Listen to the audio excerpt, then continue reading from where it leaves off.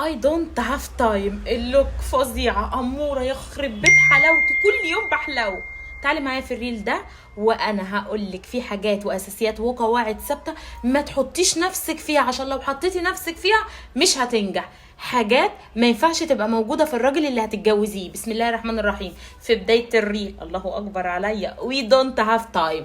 طيب الحاجات اللي انا هقولها في الريل ده مهمه جدا عشان ما نجريش نبص على الحب وما ناخدش بالنا من الباقي. بسم الله الرحمن الرحيم. رقم 1، البخيل ممنوع منعا باتا.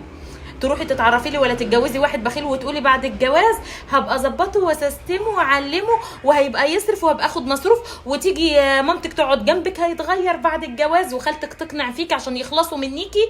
الكلام ده مرفوض. البخيل قبل وبعد مش هيتغير وهيبقى ماسك، وحياتك كلها هتبقى في حاجتين: يا اما هتنفصلي وتطلعي عشان مش هتستحملي انت وعيالك، يا اما هتقعدي في بخل طول حياتك وقرفانه. رقم 2 الاشهر على الاطلاق، النسوانجي البصباص بتاع الستات الدلدول اللي اي واحده تعدي حلوه ولا وحشه يريل. ده ممنوع منعا باتا، ده ما عندناش وقت ليه، واخده بالك؟ لان ده بصي لو كنتي ملكه جمال العالم، لو ما فيش منك اتنين في الشكل والجمال والاسلوب هتلاقيه بياخدك مع الشغال او المصحف الشريف، وشفناها في الافلام العربي.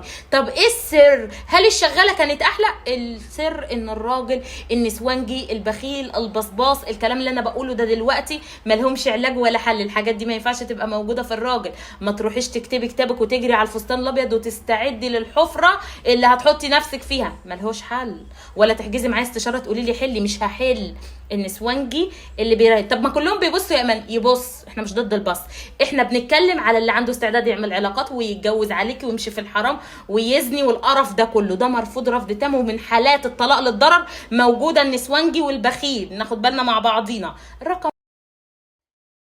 رقم 3 بقى، دلدول ماما، حبيب ماما وقلب ماما، حاضر يا ماما. وفي فرق ما بين اخد راجل بار بمامته واخد واحد دلدول لمامته، وانا اتكلمت في الفرق. ده مرفوض رفض تام، وده ما ينفعش نتجوزه، لان هياخد الاوردر من ماما. النهارده لو حبيتي تطبخي لازم ماما توافق على الطبخه، لو حب يحصل حاجه لازم ماما توافق عليها، لو حبينا نشتري بيت لازم ماما تقول اوكي عليه. فده دلدول ماما احنا ما عندناش استعداد ليه خالص، ربنا يخليه لامه بعيد عننا. مش كفايه ما طلعتهوش راجل ودلدول؟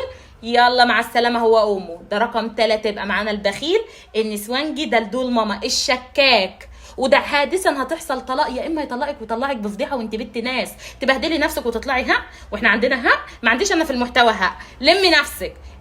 اخر حاجه بقى نختم بيها بعد الشكاك يا روح قلبي، مين هو بقى الحزين الاخير ده؟ الكذاب، ملهوش امان، اللي يرجع في كلمته من اول مره ما تمشيش وراه تاني.